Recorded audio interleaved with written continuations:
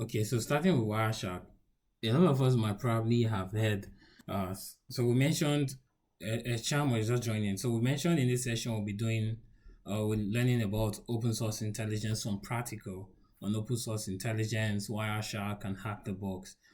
And you've probably might have heard about the word OSINT before. OSINT, open source. What does open source means? Open source means everyone has access to it. Everyone is welcome to utilize it. Everyone has access to that particular. It could be codes, it could be a documentation, it could be whatever. For example, Linux. Linux is open source. Open source being that you can modify the original operating system codes to fit what you want. So that's why we have different versions of Linux. There's Ubuntu, there's Fabian, there's Parrot, there's so many other versions of Linux if you want to use Linux. For example, I do have the Ubuntu on my machine. So these are examples of open source, and maybe at the end of this session, I might show you how Ubuntu looks like.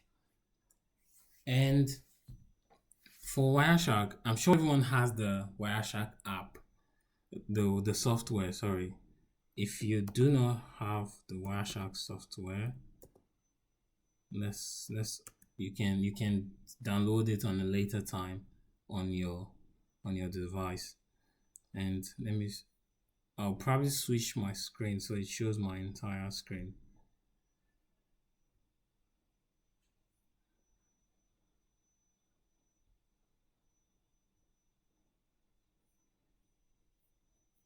All right, so let's minimize this code.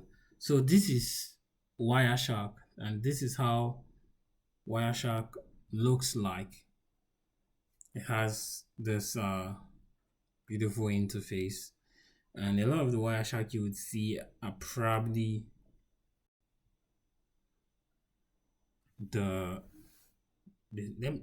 probably should change this to from dark modes to so everyone can see better, and it gives us a better analysis of this. Settings.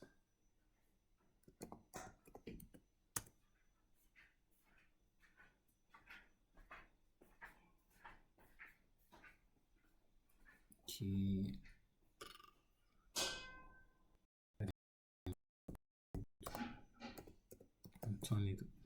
And turn off dark mode so we can see on a brighter screen.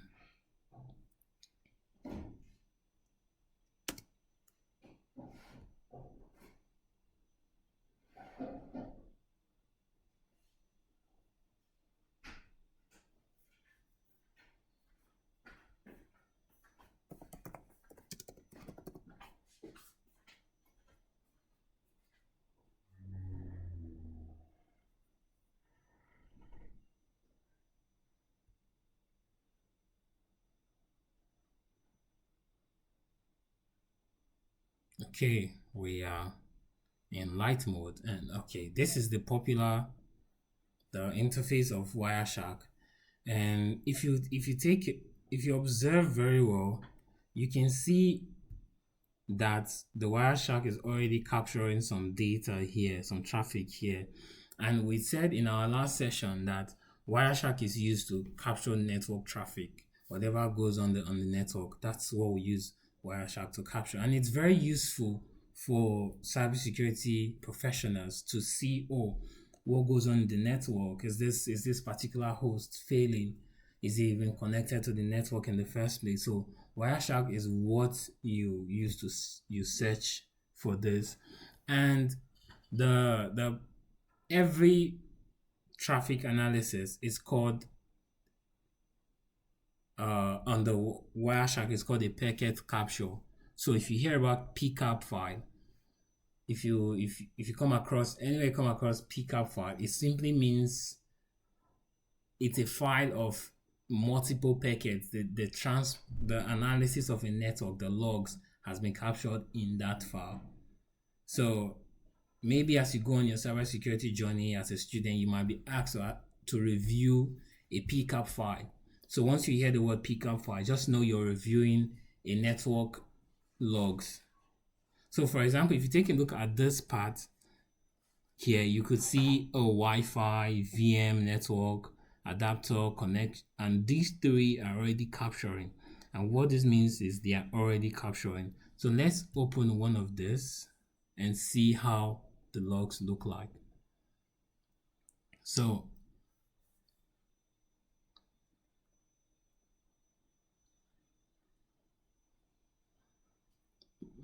let's wait for it to load up.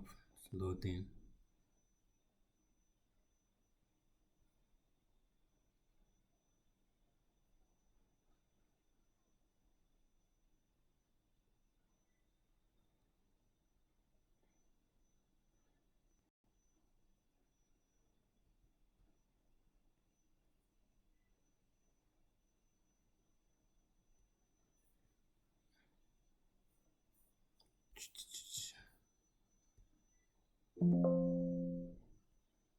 Disconnect. I want to refresh this and try again. Okay, let's do that again. Loading. So, like I said earlier, these are the different network cards on my computer right now, and you can see that these signs are loading like that. The hospital diagram you always see if somebody is alive, their heart rate's going up and down. I think this is how the it's showcasing it here. And let's look at this VM network adapter. I was hoping we would find internet default switch. Let's see internet default switch.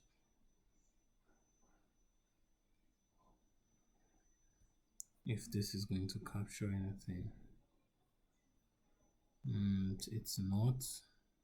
There's if it's not capturing anything, it means there's nothing going on in that area. But you can see Wi-Fi here. Let's take a look at Wi-Fi. What Wi-Fi is capturing. So immediately we start, you can see already there are not a lot of traffic going on here. With so much being processed, being captured. So immediately we click on it, it starts capturing because it was already in process. So if you want to stop this capture, you can just click on this button here at the top. It says stop capturing packets. And one thing you should know is every line you see here are single packets of information. So these are different logs of information that is going on back and forth. And it is the major challenge. If you look at this now, there's so much data being captured. There's so much data. We're already at 20,000 lines of traffic already. So this shows you how fast networking happens. And behind the scene, you don't see what happens. But since I'm on a video stream and I'm streaming this to you, that's why there's a lot of UDP packets here. You can see these are UDP packets, and it's capturing it as it happens. As the stream is going on, it's capturing the data. But we're already at 30,000. So let's stop this analysis. So now, it's you as a professional, a cybersecurity professional, imagine you have 30 lines or 30,000 lines. This is not 30, this is 30,000 lines of packets that has been transmitted, and you have this kind of log and you want to review it. You can see just trying to find what you want would be so exhausting on its own, right? Very exhausting. And right now, at this stage, it is very important that you know let's put this on a bigger screen. It is very important that you know all the IP address in your network, because that's how you can review, or if you're trying to solve a particular problem, let's say there's a particular file the particular host on your network that is not working. Okay, you want to see if it has been transmitting data, or when it stopped transmitting data, so you know when the at what point did the connection break. You know that. So you have to know the IP address. And it's also important that you know the MAC address as well, because you can use the MAC address to search for the particular host as well. But there could be a situation where you're on a local host, and you're not connecting to the outside network. So that's where the MAC address becomes important to know as well. But I don't think you have to know this directly in your head, but it's useful. So let's see something. One very important thing, you can see this IP address here, 192.168.8.138. So I let's take a look, and we'll take a look at something else later.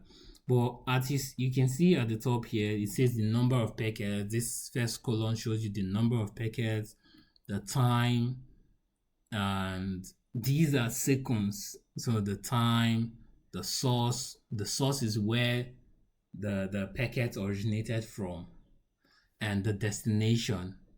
The destination is where the packet is going, and there's the protocol that was used. And you might have heard in our last session we discussed TCP and UDP. And as you go through your study in cybersecurity, you hear so much of TCP, UDP, and they'll tell you TCP is connection oriented, and it's focused on all the packets arriving as they should, in the order they should. TCP makes sure that happens, but UDP does not care. How does UDP do not care? Like this stream we're having right now, you can see the packets we are sending immediately. There was no confirmation if you guys got the packets. You guys on the other end, there was no confirmation if you got it, and it just kept going, and just sending. So it does not care if you received it or not, or its main focus is making sure the source sending data, the packet that is coming from the source, leaves. So that's what UDP usually does, because it's very fast, unlike TCP. So for streaming, for video games, streaming, and so on, football streaming, your football match, when you watch a football match, it is UDP that is being used, the protocol that is being used. You can see in this process there are other protocols that were mentioned, like ROTCP. There's QUIC. I don't know what that means, but we could Google what this protocol means. So one very useful thing as a tech professional, as a cybersecurity professional, you do not have to know everything. That is one very important thing. You don't have to know everything immediately, but you have to have that research minded skill where if you see something you don't understand, you quickly find out more about it. Let's give an example. We saw QUIC protocol. QUIC protocol. What does that mean? QIC is a modern encrypted transport layer protocol designed for fast, secure internet connection, built on top of UDP. It reduces latency by combining handshake and encryption steps. So you see, I did not even know this. So this is my first time finding about it as well. So this is the power of researching, and this is why Googling is very important in your operation as whether it be a software engineer or a cybersecurity analyst, a SOC analyst. It's very important, because there might be cases where you're analyzing a certain traffic, a certain packet, and you have to Google, where is this traffic? What's the name of this server? What does this server do? And we also saw ROTCP.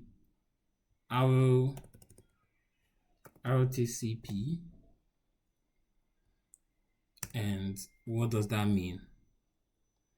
ROTCP means real-time transport control protocol. It's a companion protocol to ROTP, and it provides quality of service, feedback, statistics, all that information needed when using UDP. And you can see it's used for streams. And the reason why we're seeing that in our traffic log is because we're doing a stream and it's there. So let's go back to Wireshark and review more. And in Wireshark, if you take a look at this here, let's just click on one random one. So the source address, you can see here internet protocol used. The internet protocol version 4, header length, and these are information you will come across later on. Protocol used, UDP, time to leave. Time to leave is how long would the packet stay in traffic if it does not get to the end user before it's falls off or before it's deleted also. I hope I'm not wrong about that one. And UDP, you see the UDP, the protocol used here. You see header checksum. These are dates, other important information when regarding protocols and the header. These are information in the packet header. So the packet header is like a letter box, an envelope with the letter inside, and on the letter you have the address where it's going to, what address, what postal service did we use, and all the information before the main information which is within the letter. So the envelope is a perfect description of what the header is. So this contains all the information. So headers, checksum, and I said what the packet, what the frame, and the envelope is a perfect example of what the frame is, what a frame is. So you can see the protocol used, UDP, so on, source address 192, and this is my computer's address. This is my computer's address. If you want to confirm this, let's go back to our terminal. For example, if you want to know the IP address of your devices, you go on your terminal. If you're on your computer right now, you should do this. Let's open terminal. I'm using PowerShell for this. And you run this command, ipconfig. You run that on your terminal, ipconfig, and you see it produces all the information about the NIC, the network interface card on your computer. So if we look, default internet adapter, this is the default switch, and this is a virtual internet switch. What this virtual internet does is it provides internet access. It usually comes designed in your computer. You don't have any thing to do about that. It comes designed into your computer. What does this do? It allows whenever you run a virtual machine, it allows that virtual machine to have internet connection. So once you run a virtual machine, we discussed what a virtual machine is in our last 2 sessions ago. What are virtual machines? These are platforms which allows you softwares, which allows you run another computer on top of your computer. So it allows that new computer you're running to have access to the internet. That is this V internet adapter, V internet. V means virtual, so virtual internet. And this is the IP address of that virtual internet connection. And yeah. So if in case, let's say we are running a VM right now, you would see that the packets in that VM will start capturing in this analysis as well. So let's go down and look for wireless LAN Wi-Fi. So here we are, wireless LAN Wi-Fi, IP address, IPv4 address If you look at it, this is the same thing we're seeing right now. 192.168.8.1.3.138. This is it. And this is the default gateway. What does default gateway means? This is technically my router's IP address. And this is it. And these are sensitive information. And there's something I recently learned. And if I know your Wi-Fi password, if I know your Wi-Fi's password, for example, I can find out more the devices that are connected on that Wi-Fi if I connect to this default gateway. So I can also add multiple hosts because some people set their Wi-Fi to a point that even if you know the password and you connect to it, you would still not have access to the internet. How does that happen? This is because they've set the Wi-Fi IP address assigning. So once you connect to a Wi-Fi, it assigns you an IP address.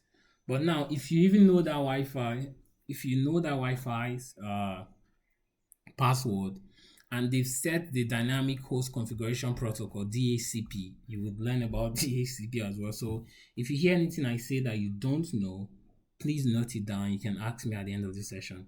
So if they set that to manual, you would not get an IP address assigned to you, which means you cannot, if an IP address is not assigned to you, you cannot use that Wi-Fi to access the internet, because like we said, the IP address is your address or your access to external network, the internet, of the overall internet. So some people could do that, but if that is not the case, if it's automatic, then you automatically get an IP address assigned to your computer immediately you connect to the Wi-Fi. But some private companies would not set it to automatic. They will make it manual. So when you connect, you still not have access to their network, which is potentially another security measure. But if someone who knows about this, I can easily go into my computer and give myself an IP address if I know your default gateway. And how can I know your default gateway? I can just do ipconfig and I'll find out the default gateway. If I know your default gateway, I can easily assign myself an IP address without you needing to do it, and I'll still have access. So it does not really matter in the grand scheme of things, unless to a person who is not knowledgeable in the field. So we know our IP address now. We know the IP address of this computer, and we confirm that what we have is the real deal here. So we know, okay, this is the IP address of this computer. If you note one thing, you cannot see the other IP address that is connected to this Wi-Fi. Why is that? The reason that is, even though Wireshark captures every traffic going through the website, there's an encryption on every Wi-Fi, and the name of the encryption on most Wi-Fi is WPA2 or WPA3. That is the encryption protocol that Wi-Fi's use. And on these protocols, what they do is, before the traffic gets to this Wireshark analysis, they delete it. So they break and stop you from accessing the connection of the traffic analysis of other devices. For example, the traffic analysis of my phone is not here. The traffic analysis of the TV that is connected to the same Wi-Fi is not here. There are other things as well that are connected to the Wi-Fi that are not here. But with every device comes with vulnerability. There's a way to break that on Windows. Which is, I know there's a way, but I've not studied it myself. So I cannot even teach you as well. Even if I know it, I'll still not teach you. So you can only see the device that is connected that you're using. So for example, this is the source port and this is the destination port. You hear about port everything all the time. So port is just an access point. Port is like the doorway, like we discussed in our last session. Port is just like the doorway which you use to enter the house. You know the IP address, but you need to know the door as well. So the port are the doors. So, and one thing that was mentioned somewhere, I saw this somewhere, data. This is the data that was sent. This is the data that was sent, the packet, all the information that was sent. But if you can see on this blue side, you can see everything is in forms you cannot understand. Why? That is what encryption does. So if we're using a system that is not secure and that is not encrypted, once you click on this data that is being sent, you will automatically see everything that was sent here. But with the encryption and power of encryption, it means you're seeing it, but you don't know what it means. It's just gibberish to you, rubbish to you. And every session has the data. You can see once I click on this internet, there's the particular data that concerns that. Once you click on it, you can see the line. This is the entire frame. You can see we mentioned frame. Frame is like everything put together, both the data, the addressing, the source, the port, everything is the frame. And when you click on the frame, you see it checks everything. Everything here gets turned to blue. That is what to show you that that's the whole frame. And if you start clicking on every session, you see the blue mark where that place is. You can start seeing it and all that, and the time to leave, the checksum, and these are all data. These are bits of data. And when we come to the actual data that was sent in itself, this is the data that was sent, but you cannot read it because it's encrypted. And you see the protocol UDP and some ways, and there are some very important things to you. We talked about because of how packed, because of how much data we have to process when we capture a network traffic. There's a filter you can apply. There's a filter that shows you just the particular thing you want to see. Let's say I want to see the times the destination address sent a packet back to me. And what is the IP address of the destination address? If someone can tell me. So we'll make sure everyone is following. Someone simply just tell me what you think the destination address. Looking at this, it's not a trick question. Just look at this and tell me. Then we'll do that. I think this 34.0.213. Correct. That is the destination address. So now I want to see how many times the destination address sent packet back to us. So which means the destination address then become the source and we become the destination. And this is the filter you can apply. And there's one part I failed to mention. Every data that is sent is called a payload. The technical term for every data that is sent in a packet is called the payload.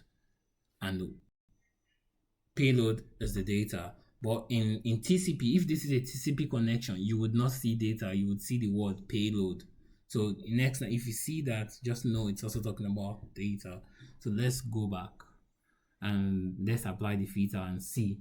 So I will do IP dot source and do equal to the IP address which we mentioned, 34 0.0.213.29, and we click enter.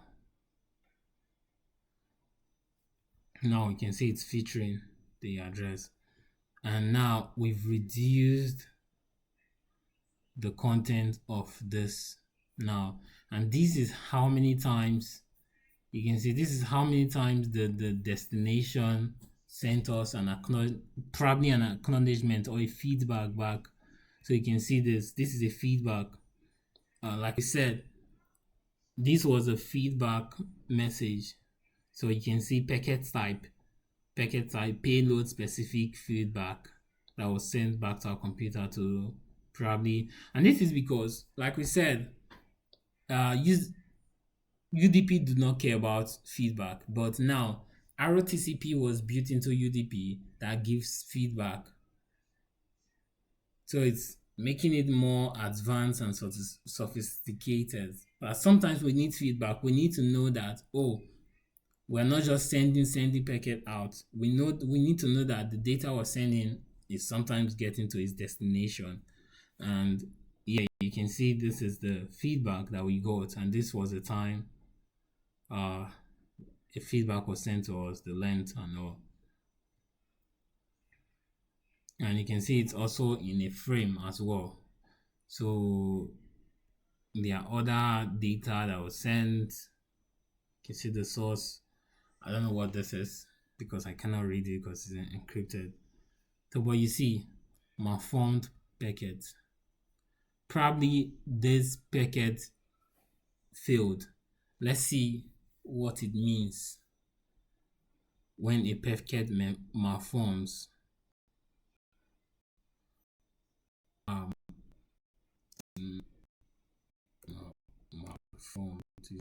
Malformed. Let's go back and see the spelling.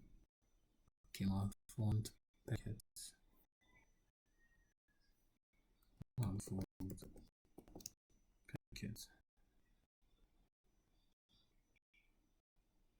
So please, what did you type in that IP.s something? Okay, I typed. What? So before I will go back to that. Alright, sir. Okay, it says malformed packet occurs when structural length or padding issues violate RFC 30550 standards, causing analysis to the Wireshark to fail in dissection. We know what that is now.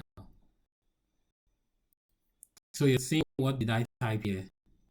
So I typed IP.source,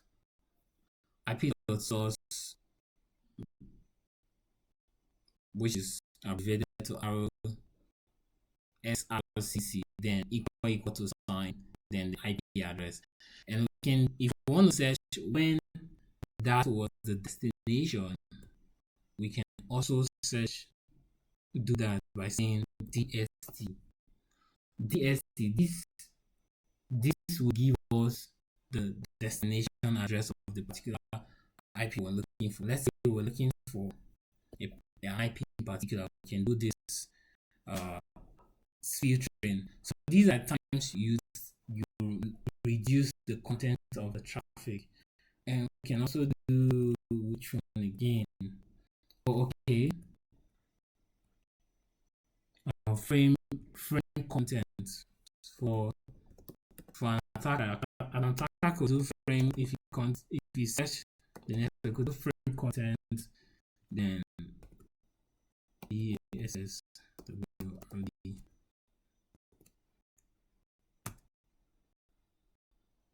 I'm typing it wrong. What did I not type correct here? Is it content or contains? It's contains, sorry. Frame contains. So the I mistakenly typed S in frame and I said frames. You see, this immediately it won't recognize. So once I remove the S, frame contains password. So let's say if an attacker is trying to look for any time password was sent in the traffic, you could use this to filter through.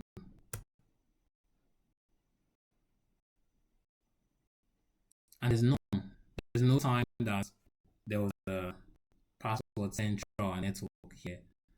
But this could happen when a password is entered. So if we're looking for something else, whatever we're looking for, data we're looking for, let's say frame contain payload, we can do this as well.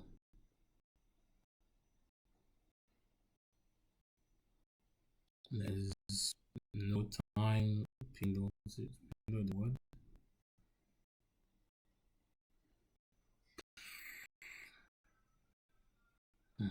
So there's no particular frame that said payload. So yeah, this is examples some of the searches you can use when to filter through the traffic you're looking at. And another thing is if you're looking for a particular, just because we're on this computer, that's why we're getting this. Let's say you're a network admin and you're looking for a particular IP address. Let's say you notice a malicious IP address and you're looking for that malicious IP address, and you want to see if a particular user, a particular host on your network connected to that malicious IP address. You can do ip.address equal to then the address, the IP address you're looking for the next, the IP. So it shows you information and you see that. So let's these are also important shortcuts for reducing your work and reducing the overload that comes with going through every packet. What else is there? What else is there? Okay, with Wireshark, this is a summary of Wireshark and what other things. Let me go through it again. Okay, what other things you might need? Options. No, there's something else looking for. Right. Things for options.